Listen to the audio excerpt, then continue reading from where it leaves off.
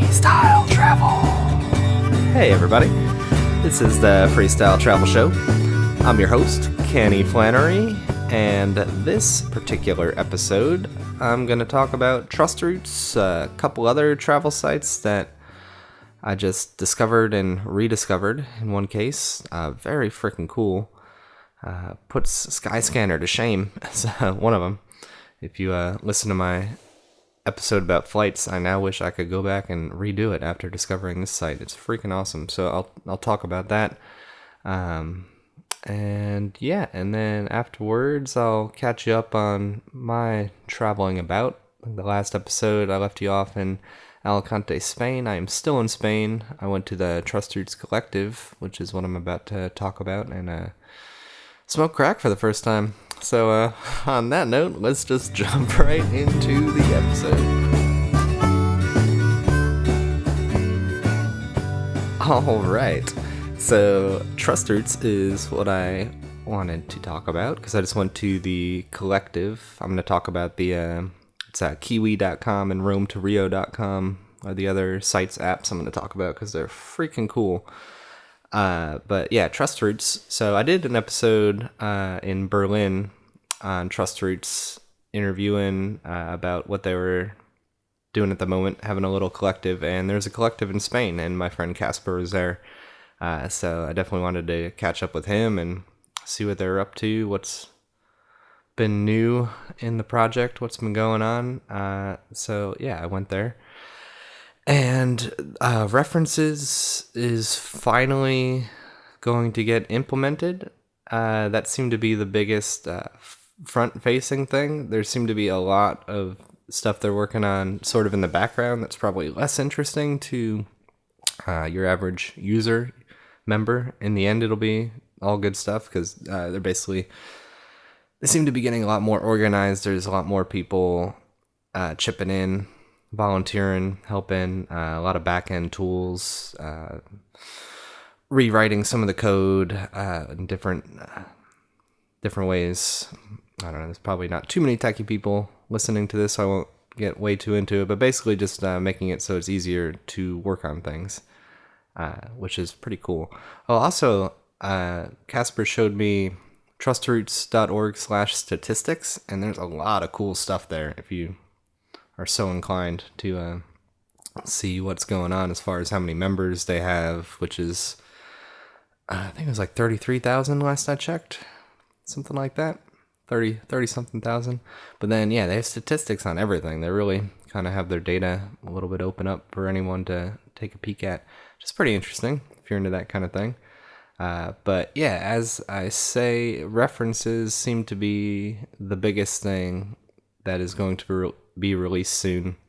If you listen back to the last episode, the big thing was notifications for messaging was finally going to work, which was a huge deal in my opinion, because back then I would send people messages on Trustroots. Oh, for anyone who doesn't know what Trustroots is, I'm just kind of assuming people do know. Trustroots is, in a way, it's like couch surfing.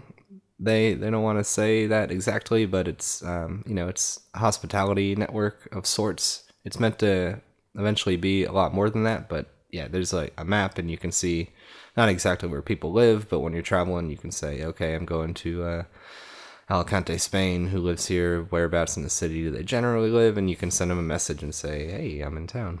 I'm hitchhiking in, or whatever. Need a place to stay.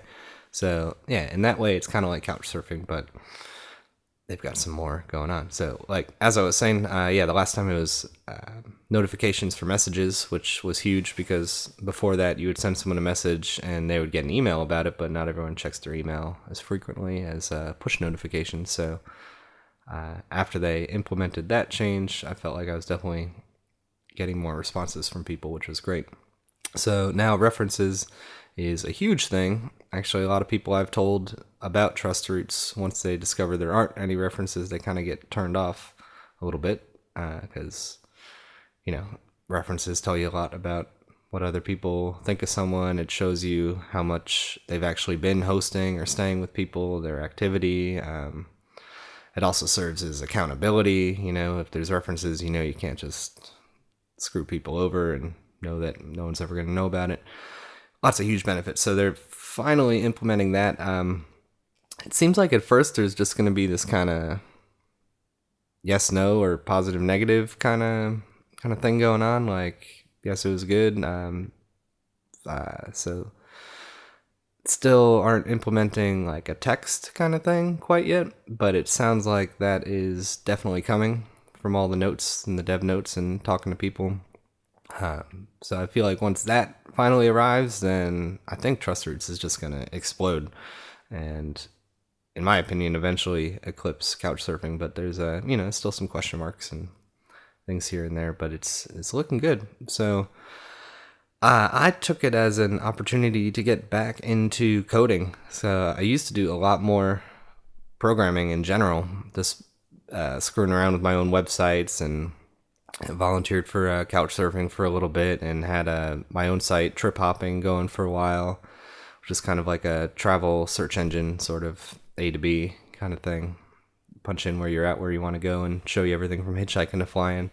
And I used to just be on top of that all the time. Just I was always kind of dabbling with something. And then the last few years or so, I just kind of have not been doing that. Just been busy with other things and got a little rusty. So this was kind of a chance for me to jump back into code a little bit. And I ended up making an app for Trustroots that maybe I could link to here, but yeah, I can make that available to people. There's a meet feature on Trustroots as well, where you can just put a dot kind of anywhere on the map and say, it shows up as a blue dot, and you can say, hey, we're thinking of meeting here next week, or you could just say I'm in town, whatever. Just have a dot on the map that anyone can see, and then they could message you for whatever. It's kind of vague, like what it should be or could be, but they call it meetups. So my thought was like, how cool would it be if that little blue dot was dynamic, and you don't just set one location, but it keeps on moving with the location of your phone. So that way you could say, hey, I'm hitchhiking, and then people could see you on the map hitchhiking the whole way, and then potentially offer you a ride. Obviously, there's got to be a lot of people using it before that becomes useful. But also, if you were driving, same thing. You could have the blue dot moving on the map and say, hey, I'm driving. If you're hitchhiking, need a ride, send me a message. So yeah, I kind of dove into some Android-y kind of stuff and was able to make an app in the week or so that I was there that does that. So I'm still testing it. I'll probably actually wait a little bit until some other people fool around with it before I make it totally available. But yeah, maybe the next episode or two I'll officially announce that or whatever and send a link. I got to get it up on the Google Play Store, and yeah, people can check that out if they want to, and eventually try to bake that feature directly into the Trustroots app. So pretty cool. Yeah, I'm stoked. After the whole week, I feel confident again, programming and coding and actually getting into app development instead of websites and stuff. So pretty exciting. And yeah, just it's always inspiring to be around a bunch of other people doing stuff, especially code-wise. And it's cool to see that there's a lot of energy behind Trustroots. And I just hope the momentum sticks around and, it keeps on heading in the right direction. So could be pretty big. Already 30,000 members, that's not nothing. So obviously Couchsurfing has millions, but a lot of those are just dummy deactivated or abandoned accounts. So who knows how many active couch surfers there are? Probably still more than 30,000, but it's getting there. It's pretty cool. So that's pretty much all I got to say about Trustroots. That's what's going on right now. They'll probably do some more collectives here and there, but I think there's definitely more people than ever who are kind of just remotely on board. Patching things, fixing things, working on new features. There's an API, obviously, so that's how I built the app, and there's a lot that can be done. So that's Trustroots. I also wanted to talk about Kiwi.com, which somebody showed me. Oh man, this site is freaking awesome. So I don't know why I haven't known about it. All right, so I did. You can go listen to my episode about flights. It's still a good episode, just about the philosophy of how I look for flights as a traveler. And I pretty much talk about Skyscanner. I talked a little bit about Google Flights as far as the sites that I use. And the reason I like Skyscanner is because I'm always doing like fuzzy searches. I'm kind of like, I want to fly from the United States to Europe, and I don't really care where I fly out of, and I don't really care where I get to in most of the cases, that kind of thing. So I like the fact that Skyscanner would let me just say, set my origin as the United States, and then set my destination. It wouldn't let me set the destination as Europe. But I could do France or something, or Germany, and I could just check all those and look on the calendar, blah blah blah, and find out when and where the cheapest flight is that would get me over. But what I wanted was Europe, you know? Like, I wanted to say I want to go to Europe and not have to search like United States to Germany, United States to Belgium, United States to UK, United States to Netherlands, and do all these searches like one at a time until I find out what the cheapest one is. Well, Kiwi lets you do that and so much more. It's so cool. So you can type that in. You could say I'm in the United States and I want to go to all of Europe, and then look on a calendar and you'll see, okay, on January 5th, there's a $90 flight. Like, okay, and then you click on that and then it shows you like, all right, New York to Dusseldorf is the $90 flight on this day. You're like, all right, cool. That's a good one. That alone is freaking cool. But you can also punch in multiple things, which is cool. So, United States is so huge. So a better example would be, which is coming up, I might be in Egypt, Jordan, Israel, that kind of area, and I know I want to get down to South Africa. Well, I can punch that in on Kiwi. I can just say as my origin as Jordan, Israel, and Egypt as the origin. So search for any flights going from any of those three countries to South Africa. Or I could punch in one airport and then have this radius, and on the map I could just drag the radius around. So I could say Cairo, and then I can just like move this graphical circle on the map, and I can make the circle as big as I want. I can drag it anywhere, and it'll search all those airports as the origin, and I can do the same thing as the destination. This is incredibly powerful. I'm so stoked that I found this site, because already I think I found like a $10 flight that I might take here pretty soon, leaving from Germany to Israel. I don't know if I'll get that for sure. I'm still figuring out what my path is going to be, but it's pretty freaking powerful. Yeah, they've got a couple other features that are like really cool, but I don't think I would use. They have some nomad feature, they call it, and it's pretty clever. So you have to punch in your starting airport and your ending airport, and then you can just list out all the other cities around the world that you want to go to and how long you want to spend in each place. So you could say New York to Los Angeles, but then you could say I want to spend a week in Paris, 3 days in Amsterdam, maybe 2 months in Auckland, New Zealand, 2 weeks in the Philippines, blah blah blah, and then it'll figure out in what order you should go to those places and on what days will make it the cheapest. I hope I explained that correctly if you followed me. It's a pretty freaking clever and cool feature. I mean, I don't think I would use it personally, because usually I'm not flying in and out of the same airport, so I wouldn't just wouldn't do that. I would, if I flew into Paris, for example, I would then like hitchhike to Istanbul and then fly from Istanbul to freaking Nepal or something, and then hitch from Nepal, etc., and just keep on moving once I was on land. But for someone who might be doing that, pretty cool and just clever, just maybe more clever than useful, but it's definitely the best site that I found now, for sure, for looking for flights. And I don't think I'll use Skyscanner again, because this just does everything. I don't think I'll use Google Flights. I think this is just what I'll use. I don't know if they charge a commission or something like that. I might just be, I don't know. Even if they do, you could just like once you find the cheap flight, you could go directly to that airline site and book the same flight anyway. So that doesn't really matter. But yeah, pretty freaking cool. All right, so that's kiwi.com. Check that out. And the other site is Rome2Rio, and it's the letter 2. Pretty sure it's the letter 2, like Rome, numeral 2, Rio. And this site used to be kind of lame. Back in my trip hopping days, I would look at it from time to time because they were doing something kind of similar to what I was trying to do, but it was mostly buses, I think, at the time. But now it's way better. It's way better.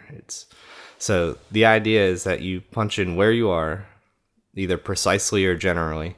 Like you could say I'm at this address at this house, or you could say I'm in Sevilla, Spain, and where you want to go to, let's say Fez, Morocco, and it'll then give you everything.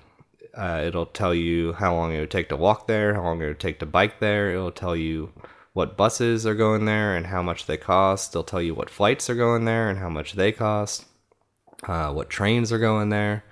And not only that, but if you punch in your address where you are right now, let's use another example. Say you're in New York City somewhere. You're in Queens, particularly at whatever apartment, and you're trying to go to Miami to a friend's house. You could punch in both of your addresses in New York and Miami, and it'll tell you, okay, it'll take 5 minutes to walk to the subway. It'll cost $2 to get on the subway and get to Grand Central or whatever. And on Grand Central, you can take this train, or you could, it gives you every step of the way, basically. Like, it'll tell you how to get to the airport, how much it's going to cost on the local transit, and then, like, what bus to get on when you get to the airport in Miami to get to your buddy's place and how much that'll cost.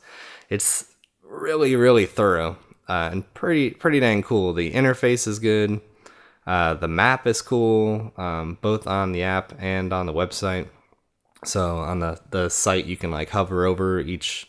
It shows a list on the left, and you can hover over it, and it reflects it on the map. Like, it's basically a lot of what I was trying to do with trip hopping, and they've nailed it, and they've got a lot of stuff on there. I mean, there's obviously some stuff that they're still missing, bus-wise. There's, and there's airlines that don't give their data, but that's kind of just like a limitation you got to deal with. And obviously, they don't get into any of the hitchhiking stuff, so that's like the one thing I would add to it. And they do have an API, so if I get motivated, and I think I might, I can play with that and like add in hitchhiking too. Like show you where the good hitchhiking spots are and give a little description of what it's like pulling data in from HitchWiki. But yeah, it's pretty freaking cool. So it's definitely a good place to start, especially I probably wouldn't use it for flights because this Kiwi thing is so awesome. Way better. But in a situation where you were wanting or needing to take a bus or a train, it's pretty good. Even public transit. I mean, Google Maps probably has you covered on public transit, to be honest, and they might even be using their API. But I think definitely for buses and trains, in situations where that might be cheaper than a flight or something like that, or a situation where you can't hitchhike for some reason or whatever, bus travel is getting stupid cheap in some parts of the world with your mega buses and your Flix buses of the world. So yeah, just one more site to look at, Rome2Rio. But yeah, I think Kiwi's the winner. I really yeah, they're doing everything that I would do if I had access to that data. So it's hard to get too much better. They even have alerts on there too, which is kind of cool. So Rome2Rio's over. I'm going back to Kiwi. They have an alert feature, which a lot of those airlines do, those airline sites do, but their alerts reflect your initial search, your fuzzy search. So if you said you want to be within 250 kilometers of here and looking for flights going to any of these 3 different countries, you can create an alert for that search. And yeah, sorry, I'm gonna keep talking about this for a second because your destination doesn't necessarily have to be clumped together either. So you could say you're in New York and you want a flight from within 200 miles of New York City, and then you can set your destination as Brazil, South Africa, and Australia. You know what I mean? And it'll show you the cheapest flight to one of those three places. So you don't even necessarily have to have it all clumped together in a way. Like, you don't even have to make up your mind. And you can just be like, all right, well, it's cheapest flights to Brazil, so screw it, let's go to Brazil on such and such day. Yeah, pretty sweet. So, yeah, that's about all I got to say about all that. Rome2Rio, Trustroots, Kiwi, 3 sites to take a look at on your travels. All of them are helpful. And if anyone knows some other cool sites that are gonna blow my mind, definitely let me know. I mean, you can listen. I have an episode, Travel with Google, where I talk about just a lot of, obviously, all Google stuff in that episode, but there's some good stuff in there too if you want some more advice. Obviously, like, check out hitchwiki.org. That's another general good site, especially for hitchhiking. There's a lot of cool sites, but yeah, if you know some other good ones, if you know something better than what I just mentioned, definitely give me a shout. I'll take a look at it. I'll talk about it on here if I believe it is freaking awesome. There's a lot going on in the travel tech world. It's going to keep on getting better and easier, I believe. We'll see how it goes. All right. Thanks, guys. All right. So that's a little bit of information for you. Some cool travel sites. Just to catch you up on my travels. And, oh, yeah, just one thing, like, real quick. Kind of like an ad, but sort of. Google Fi that I use, the phone service. It's really cool. I've mentioned it on the podcast a few times, and somebody used my promo code recently, which is awesome, because for some reason they usually give $20 to the person and $20 to me. Like, whoever uses the promo code, like, they'll give you $20 off the bill, and they still gave this person $20 off, which is great. But for whatever reason, they're running some kind of crazy thing right now where I'm getting $100, like, which is nuts. That's going to be more than 3 months of phone service. So thank you to the person out there. If you indeed got the code from this podcast and at my site and you're listening, thank you. Jeez, I don't have to pay for phone service for a few months. So freaking awesome. So if anyone else wants to use that code, it's TDW3EE. You can see it on the site too, or in the show notes. That code for Google Fi, which is just a phone service, international phone service that Google kind of set up. They just made deals with everybody. So it's $20 a month with all the calls you can make, all the texts that you can send, and yeah, $10 a gig for data, prorated. So if you don't use anything, you don't pay. If you use a bunch, you pay more. But yeah, it just works. No switching SIM cards. It's pretty cool. Give it a look. I don't want to talk about it too much, but yeah, thank you. But yeah, the last episode I was in Alicante, Spain, with my friend. This guy I'd met in Budapest once upon a time, and yeah, went all over around with for a little while. So yeah, I was meeting up with him again, screwing around in Alicante, drinking beers here and there, meeting his friends, and yeah, there's one funny night where one of his friends lives up in this like kind of high-rise sort of spot, this guy from the UK, and we had gone to some restaurant or something, and we were just drinking some beers, and we took off, and this guy in a bike comes from behind us later down the streets, and it turned out to be the waiter who was serving us, and just, I guess, randomly ran into us. So we started laughing with him, and he came up to the room and just started playing the dude's guitar a little bit, and next thing you know, he's like, I'm gonna go get some crack. Who wants some crack? Does anyone have €3 or €6? I forget what he said. And the one dude just thought it was hilarious, and he's just like, yeah, here's 12. Go get some crack. Are you serious? So yeah, dude went and got some crack. So I tried crack for the first time, guys. You proud of me? It didn't do anything. I'll never do it again. He like made some weird little crack bottle thing, and yeah, I don't know. Figured this was the time to try it. I was with friends and nowhere to be, nowhere to go. But yeah, it did nothing. Did nothing. It was a letdown, you know? Crack, you know? It's crack. You're hoping it's crazy, you know? I was like, all right, let's block off the next day. About to smoke some crack here.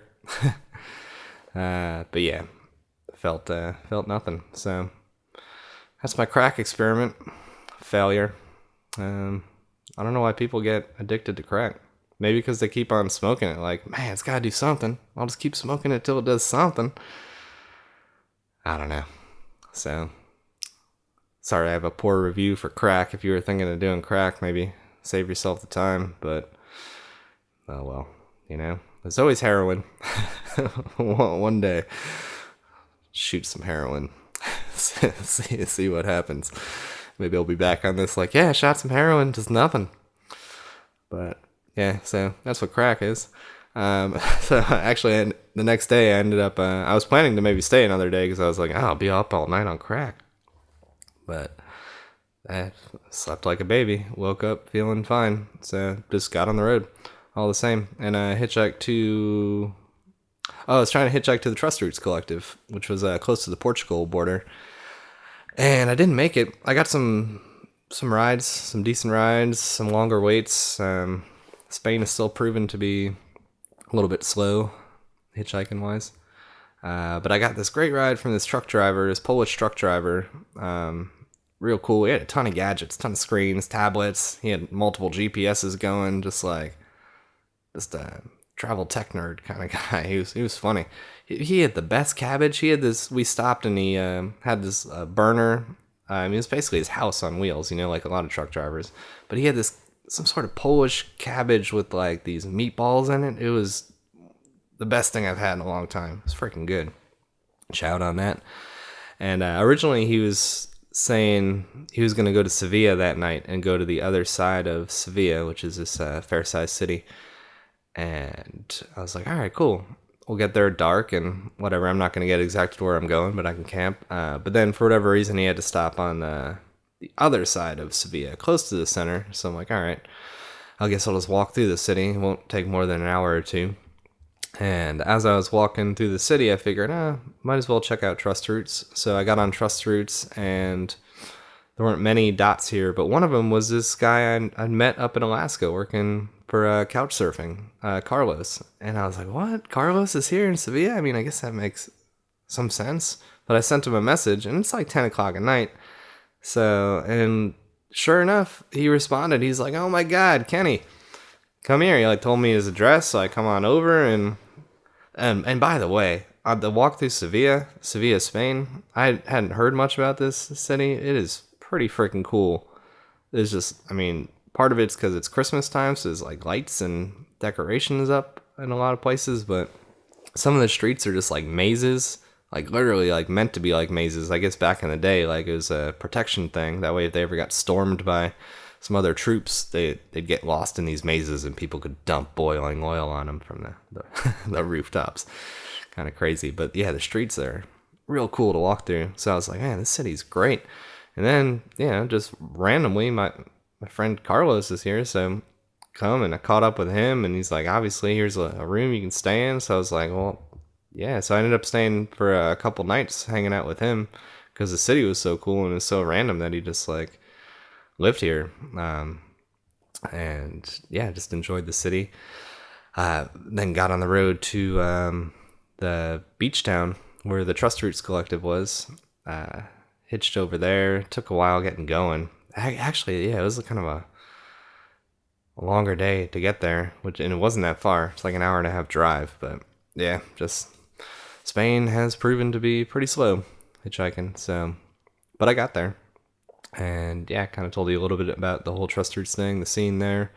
There was a few other people programming when I got there, and Casper and his kids and all, and And then there's some people coming and going because obviously they're just like kind of, hosting people too. So there's a cyclist from the UK. There's a guy from Germany who's just walking who happened to be a huge football fan. So he was a big Patriots fan in particular. So had someone to watch some football with. And just started getting into a lot of coding and running on the beach, playing around. Spent Christmas there, built a little sand snowman, kind of hung out. Pretty mellow time there, altogether. And just yesterday, I left and hitchhiked back to Sevilla because I have a plane ticket here leaving tomorrow to Fez, Morocco. So that's my next move. Just spending the day here recording this podcast while I got the opportunity, got the space to do it in this room. So I'm not sure what Morocco is going to be all about. I've been hearing everything from awesomeness to heavy-handed warnings about all kinds of stuff. Everything from people are pushy and trying to sell you stuff like all the time, which everybody has said is true. So I'm guessing that one at least is true. And people are saying it's hard to couch surf or use Trustroots there because hosts are a little different or something.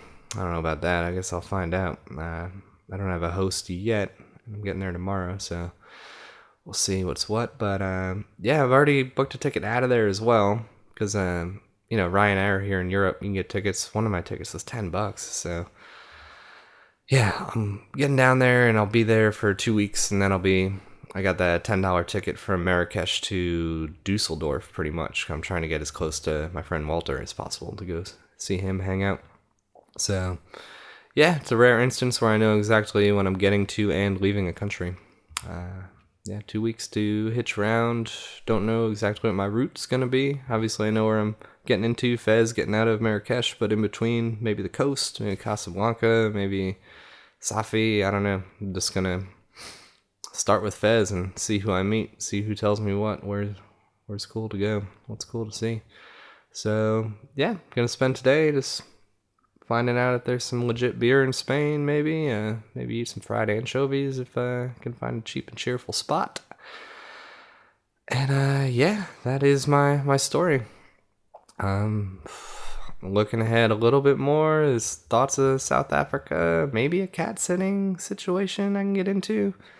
I don't know. My money's just about gone, I think, with student loans and everything I got to pay. I got about a month before I'm just sunk. So I was thinking of getting some writing done or doing something to try to scrape some cash together to live another month. So I'll see how things go. Things will, as normal, shape out as they shape out. So that's the story. If I can get you an episode in Morocco, I will do that. If not, you'll probably hear from me maybe in the Netherlands. Maybe finally do an episode with Walter. Yeah. All right, you guys. Until the next episode, good times. I'll see you down the road. I need a new escape. With all my shit straight, I'll get my big break.